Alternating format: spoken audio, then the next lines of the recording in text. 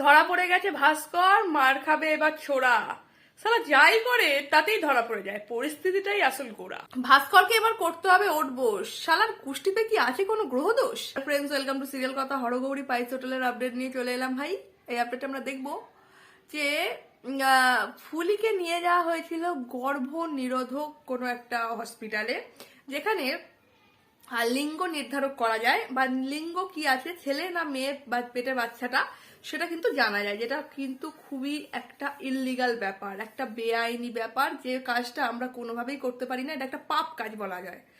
এবং এই কাজটাই ভাস্কর কিন্তু ফুলিকে দিয়ে করাচ্ছে। আর ভাস্কর এত পরিমাণ চালাক যে সেটা কখনোই ভাস্কর নিজে ফুলিকে নিয়ে যাচ্ছে না হসপিটালে, কারণ ভাস্করের উপর ঐশানীর সন্দেহ আছে। তাই ভাস্কর যদি এই কাজটা করে তাহলে কিন্তু ঐশানীর সন্দেহ হতে পারে। তাই ঐশানীকে বোকা বানিয়ে ভাস্কর কিন্তু নিজের মাকে দিয়ে ফুলিকে হসপিটালে পাঠিয়েছে। এবং মহেশ্বরী যথারীতি নিয়ে গেছে ছেলের মান রাখতে, এবং ডাক্তারখানায় নিয়ে গেছে। নিয়ে গিয়ে কিন্তু ঐশানী তো পুরো ব্যাপারটা এবার জেনে গেছে। এবারে ফুলি আশায় বসে আছে তার মেজাজা আসবে, সাত খাবে সবাই একসাথে। তখন কিন্তু মেজাজা এসে পুরো ব্যাপারটা আওড়ে দেয়।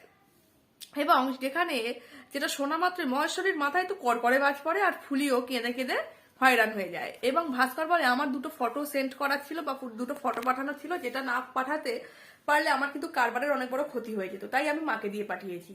আর ওই সাথে তোমার একটা স্বভাব হয়ে গেছে, তুমি কিন্তু সবাইকে সন্দেহ করতে ইচ্ছা করি, যেটা কিন্তু ভাস্কর এক প্রকার ঐশানীকে অপমান করলো। এবং বৌমনি এতে বেজায় খুশি, ওদের যত মারপিট হবে তত বৌমনির ভালো, এবং নিজের আখেটা তত গোছাতে পারবে।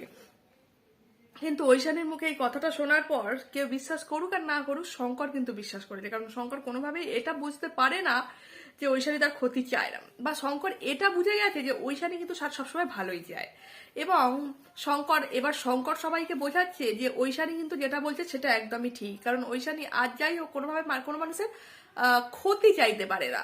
আর এই কথাটা যেই না বলেছে, তখন কিন্তু ভাস্কর ভীষণভাবে রেগে গেছে আর অবাকও হয়েছে। শুধু ঐশানী একা বলছে তা নয়, তার সঙ্গে গোটা পুলিশ ডিপার্টমেন্টের টিম এসেছে, এবং তারা সকলে বলছে যে এই কথাটা কিন্তু একদম সত্যি।